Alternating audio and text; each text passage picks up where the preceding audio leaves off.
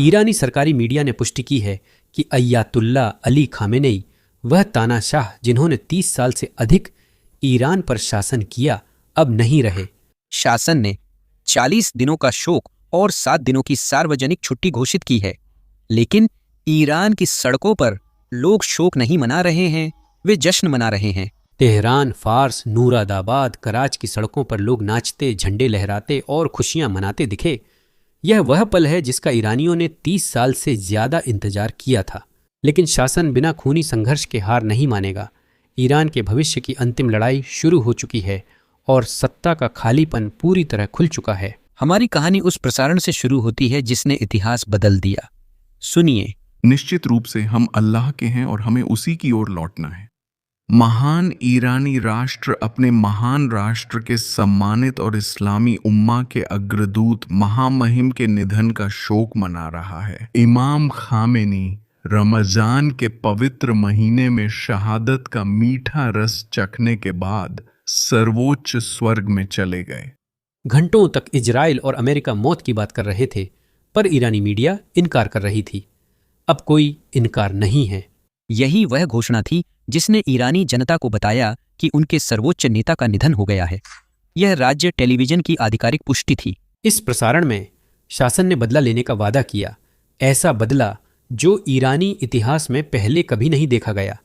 हम अभी थोड़ी देर में देखेंगे कि वह बदला कैसा था। पहले मैं दिखाना चाहता हूं कि ईरानी लोग असल में कैसे प्रतिक्रिया दे रहे हैं। यह आपको हैरान करेगा। यह फार्स शहर है। सड़कों पर लोग जश्न मना रहे हैं। कोई कैमरे में चिल्ला रहा है, क्या मैं सपना देख रहा हूं? हेलो नई दुनिया। 30 सालों के दमन, फांसी और नरसंहार के बाद यही प्रतिक्रिया है। नूरादाबाद शहर में भी यही हाल है। लोग झंडे लहरा रहे हैं और नारे लगा रहे हैं। और फिर कर्ज शहर में लोग सचमुच सर्वोच्च नेता की प्रतीकात्मक कब्र पर नाच रहे हैं। इस आदमी ने 3 दशकों तक पूरी ताकत के साथ शासन किया और जब उसकी मौत हुई तो उसके लोग नाचे। इसे पूरी दुनिया देख रही है। यहाँ संयुक्त राष्ट्र में अमेरिकी राजदूत माइक वॉल्श ईरानी प्रतिनिधिमंडल के सामने विडंबना दिखा रहे हैं। उनका बयान सुनिए। संयुक्त राज्य अमेरिका इस हास्यास्पद और मजाकिया दावे को पूरी तरह खारिज करता है कि अमेरिकी कार्रवाई अंतर्राष्ट्रीय कानून के अनुरूप नहीं है। 47 वर्षों से ईरानी शासन ने हर मौके पर अमेरिका की मौत का नारा लगाया है। इसने इजराइल राज्य को मिटाने की कोशिश की है। इसने खून खराबे और सामूहिक हत्या का अंतहीन अभियान चलाया है।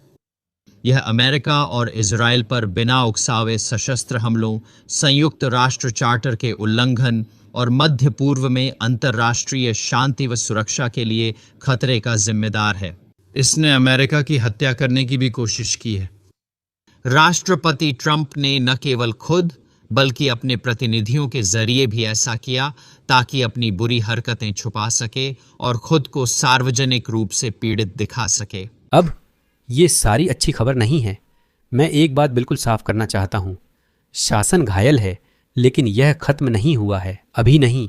कुछ शहरों में IRGC के अर्धसैनिक बल सड़कों पर गश्त कर रहे हैं और जश्न मनाने वालों पर खुलेआम गोली चला रहे हैं। यह वही सुरक्षा बल है जिसने जनवरी में हजारों ईरानियों का नरसंहार किया था और अब भी सक्रिय है।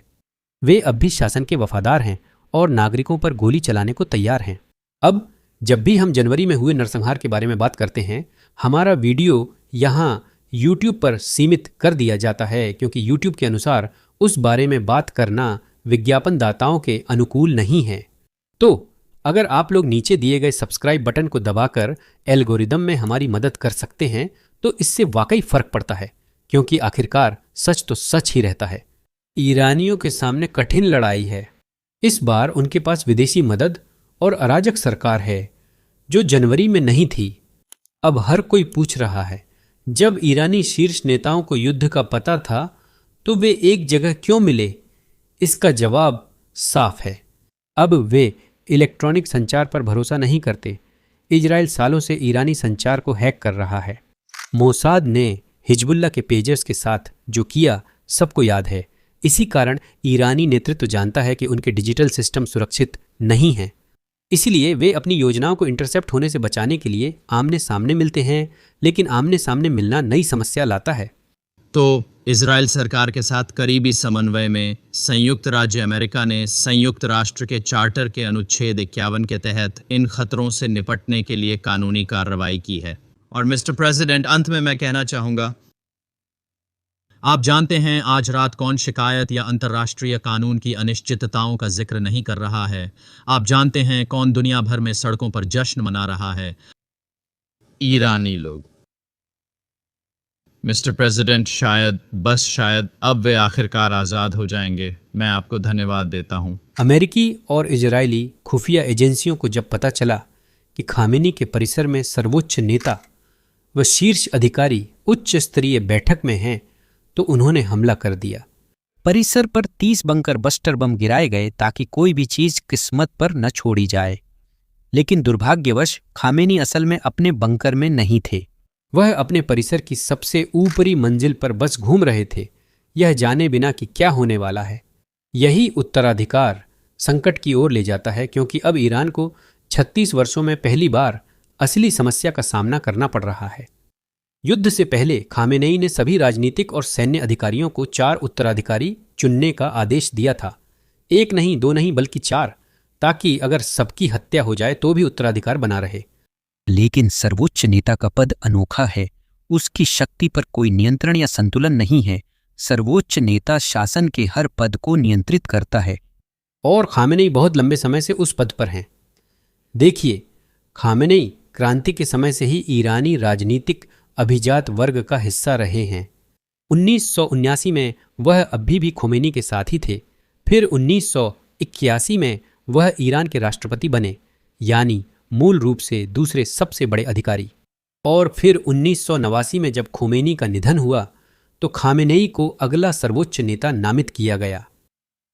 अब सवाल यह है कि अगला सर्वोच्च नेता कौन होगा जो इस्लामिक रिपब्लिक के इतिहास में तीसरा होगा। अब खामेनेई एक व्यक्ति को अपना उत्तराधिकारी बनाना चाहते हैं। ज्यादातर लोगों ने माना कि वह उनके बेटे मुस्तफा खामेनेई हैं, जिन्हें इसी भूमिका के लिए तैयार किया जा रहा था। लेकिन पश्चिमी और इजरायली मीडिया रिपोर्टों के अनुसार मुस्तफा वास्तव में उस परिसर में थे जब हमला हुआ था। संभवतः उनकी मौत हो चुकी है। यहाँ दिलचस्प बात यह है कि ईरानी सरकारी मीडिया ने सर्वोच्च नेता अली खामेनेई की मौत की घोषणा की। उन्होंने उनकी बेटी का जिक्र किया, उनके पोते का जिक्र किया और उन्होंने बच्चों का भी जिक्र किया, लेकिन उन्होंने कभी भी मुस्तफा, उनके बेटे का नाम लेकर जिक्र नहीं किया। तो ये मुझे थोड़ा अजीब लगता है। अगर वो अभी भी जिंदा होते तो उनका नाम लिया जाता, अगर वो मर चुके होते तो भी उनका नाम लिया जाना चाहिए था। समझ नहीं आता कि उनका जिक्र क्यों नहीं हुआ और बच्चों शब्द क्यों इस्तेमाल किया। ये चुप्पी थोड़ी उलझन भरी है, कम से कम मेरे लिए। मुझे भरोसा है कि जल्दी ही और जानकारी मिलेगी। अब एक और दिलचस्प बात है, इजरायली खुफिया एजेंसी ईरान में कितनी गहराई तक घुसी है, जानना वाकई हैरान करता है। ये जानकारी बेहद चौंकाने वाली है। हमलों के बाद कोई वाकई उस परिसर के अंदर गया, खामेनेई के शव की एक तस्वीर ली और उसे इजरायली खुफिया एजेंसी को भेज दिया। इजरायलियों ने तस्वीर राष्ट्रपति ट्रंप को दिखाई। पश्चिमी देशों को खामेनेई की मौत की पुष्टि ईरानी जनता से पहले ही मिल गई थी। हमें ध्यान रखना होगा कि ईरानी मीडिया जानबूझकर रिपोर्ट्स का खंडन कर रही थी, क्योंकि वे सुबह तक मौत की घोषणा करना चाहती थीं। वे हमेशा ऐसा ही करते हैं, शायद धार्मिक या पारंपरिक कारणों से। मुझे पूरा यकीन नहीं, पर संभावना है कि वे जानबूझकर इंतजार कर रहे थे।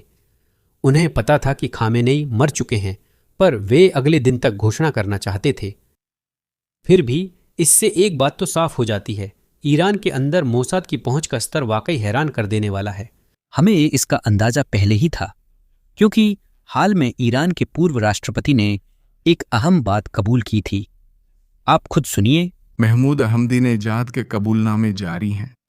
हाल ही के एक इंटरव्यू में अहमदीनेजाद ने कहा कि ईरान के खुफिया मंत्रालय की उस यूनिट का सबसे ऊंचे पद का अधिकारी जो इजराइल का मुकाबला करने के लिए जिम्मेदार था, असल में एक इजरायली एजेंट था। यही लोग हैं जिनसे ईरान निपट रहा है। तो अब सवाल ये है कि अभी ईरान को चला कौन रहा है।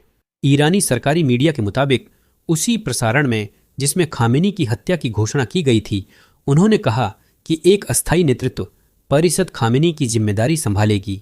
यह परिषद 3 लोगों की परिषद है, जिसमें राष्ट्रपति, पेस्काजीन न्यायपालिका प्रमुख और गार्जियन काउंसिल के एक न्यायविद शामिल हैं। वे अस्थायी रूप से सर्वोच्च नेता की जिम्मेदारियां संभालेंगे जब तक कि अगला नेता चुना या नियुक्त नहीं हो जाता। नए सर्वोच्च नेता के चयन की प्रक्रिया दिलचस्प लगती है। नाम से लोकतांत्रिक है पर वास्तव में नहीं। मैं समझाता हूं मेरा मतलब। ईरान में एक संस्था है जिसे विशेषज्ञों की सभा कहा जाता है। इस सभा में 88 शिया धर्मगुरु होते हैं जिन्हें हर 8 साल में जनमत से चुना जाता है। अब धर्मगुरुओं की परिषद बंद दरवाजों के पीछे नए सर्वोच्च नेता के लिए मतदान करेगी, लेकिन इसमें एक पेंच है। देखिए, विशेषज्ञों की सभा एक तरह से लोकतांत्रिक है क्योंकि इन्हें जनता द्वारा चुना जाता है, लेकिन इस पद के लिए कौन चुनाव लड़ेगा यह फैसला खुद सर्वोच्च नेता करते हैं। तो यह थोड़ा सा बंद चक्र जैसा है। खामेनेई ने इन लोगों को चुनाव लड़ने के लिए चुना, फिर वे जनमत जीतने की कोशिश करते हैं और अब वे बंद दरवाजों के पीछे होने वाली बैठक में अगले नेता का चुनाव करने की कोशिश करेंगे। तो एक तरह से हम वास्तव में उम्मीद नहीं कर सकते कि चीजें बहुत ज्यादा बदल जाएंगी। नया सर्वोच्च नेता खामेनेई से अलग विचारधारा वाला नहीं होगा क्योंकि चुनाव वही लोग करेंगे जिन पर खामेनेई ने भरोसा किया था। यह ध्यान रखना जरूरी है। इसमें कितना समय लगेगा यह दिलचस्प होने वाला है क्योंकि जैसा कि मैंने कहा, ऐसा पहले कभी नहीं हुआ है। ऐसा पहले 1989 में हुआ था, लेकिन वह सिर्फ इसलिए हुआ था क्योंकि खामेनेई जो पिछले सर्वोच्च नेता थे उनकी प्राकृतिक कारणों से मृत्यु हो गई थी। इस बार ईरान युद्ध में है।